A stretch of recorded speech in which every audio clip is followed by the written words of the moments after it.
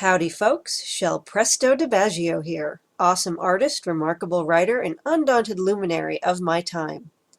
Today we're going to talk about assessing your past processes before moving on to a new project, and I'm going to describe how I'm going to figure out what method I want to use to illustrate the next arc of my Incorrigible IMPS comic.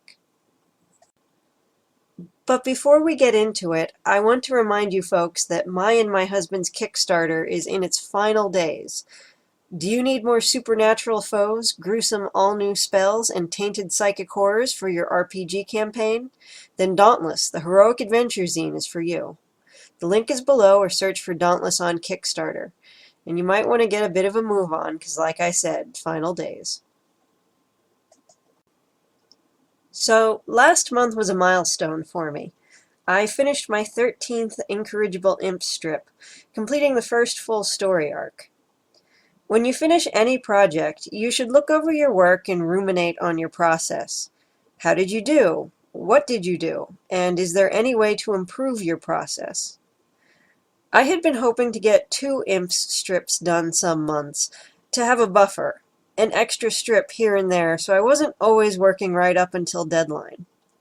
But I'm still juggling being a mom, and I got some extra commissions here and there were other projects that cropped up, and now it's evident that inking the strip is taking up too much time.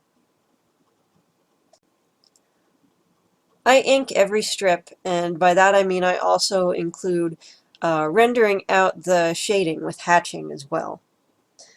And I enjoy inking, and I've gotten better at it since I've started the strip, and I want to continue working on it. But I do a lot of inking on other pieces, and I'll be doing even more for future issues of Dauntless, the heroic adventure zine. And that's an important part of the look and feel of that zine. So, IMPS is the place to experiment, I think, and Bexim's Bazaar's publisher gave me the okay to try. Side note, never surprise your publisher, kids.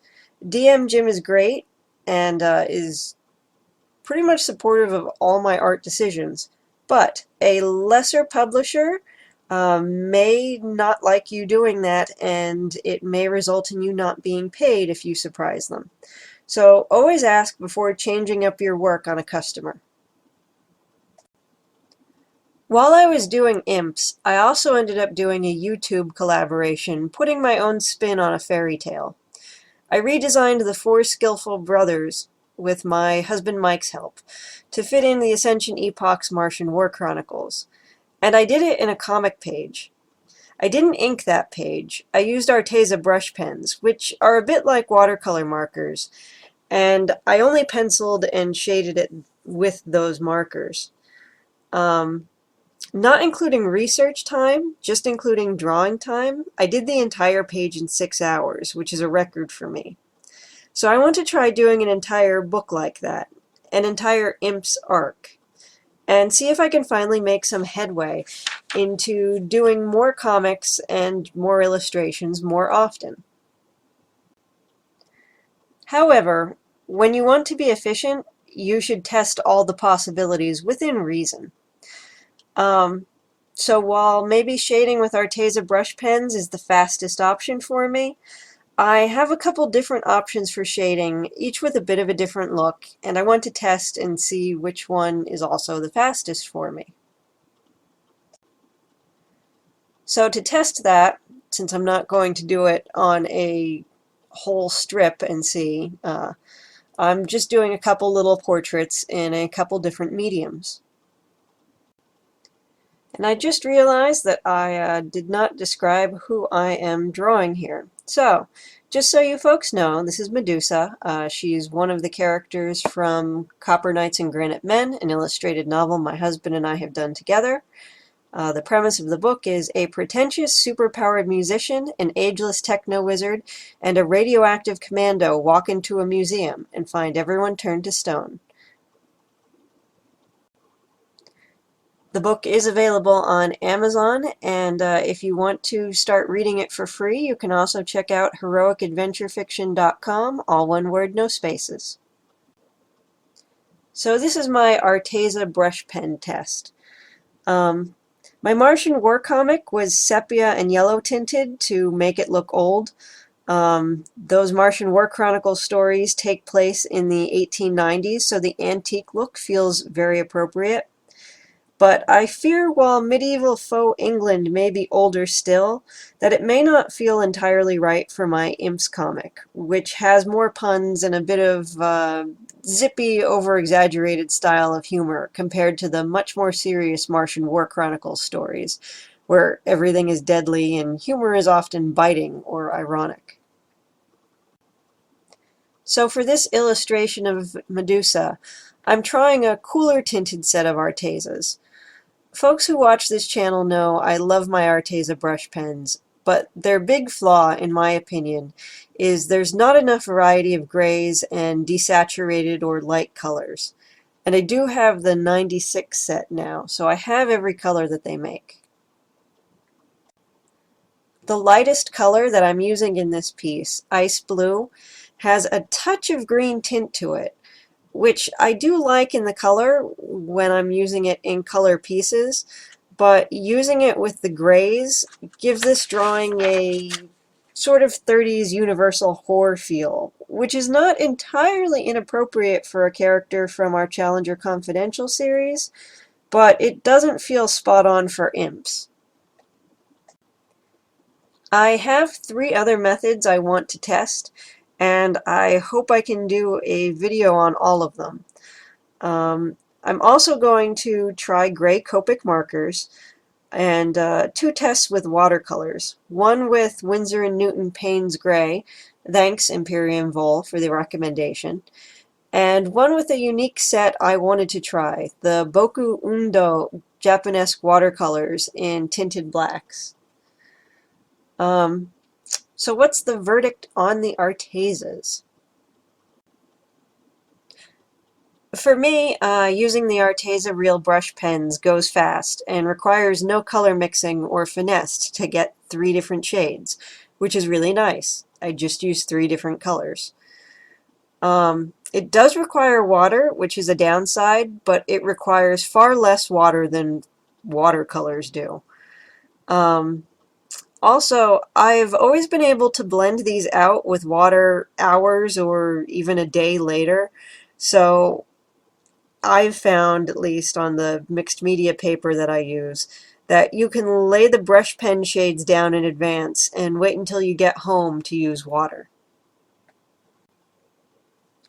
I'm not fond of water brushes. I just can't seem to get the sort of water control I want with them, so I don't take them out traveling with me. I'm just a jar of water, traditional brush kind of girl. Another plus with the Artezas is that most of the caps actually match the marker color, so it's very easy to switch between brush pens quickly without having to read anything on the barrel. When I penciled in the beginning, I was using a Master's Touch watercolor pencil. That's Hobby Lobby's store brand. Those particular pencils practically melt when you add water or put anything over them, in this case the Arteza brush pens. So they're a very good choice, I think, for making construction lines. And then I finished this piece off putting in harder lines with a warm gray 90 Prismacolor colored pencil.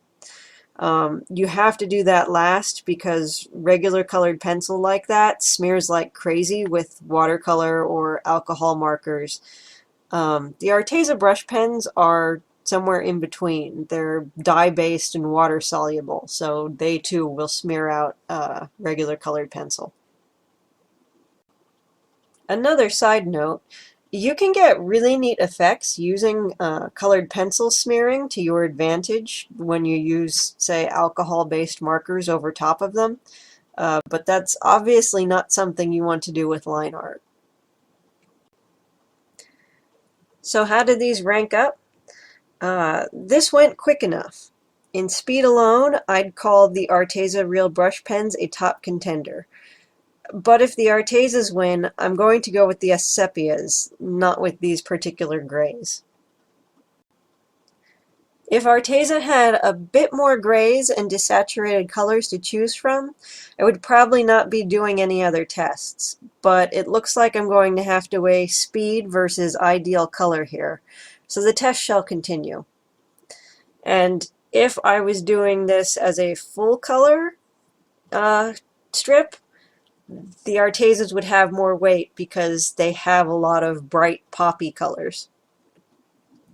It'll be worth it to see if the Copic markers go any faster for me too without the use of water, since that's a convenience factor. Please do subscribe if you want to see how those other 3 shading experiments work out. Also, if you liked this video, please give it a thumbs up. And if you think anyone else could benefit from anything that I say in this video or watching me draw, please do share it on social media. That helps me out a ton. If you have any questions, please do leave them in the comments below. And if you'd like to talk about your experience figuring out what processes work best for you, or what you recommend to, shade through a comic faster, or even to get faster at inking, do feel free to comment below. I would love to hear that, and I'm sure some of my other viewers would too. And as I said earlier, if you're looking for new ideas for your RPG campaign, or you want to delve further into the Ascension epoch, do check out our Dauntless Kickstarter, and we also have our illustrated stories available on Amazon.com. Thanks for watching, folks, and I hope you join me again. Have an awesome day. Presto, over and out. Farewell and adieu to you, fair Spanish lady.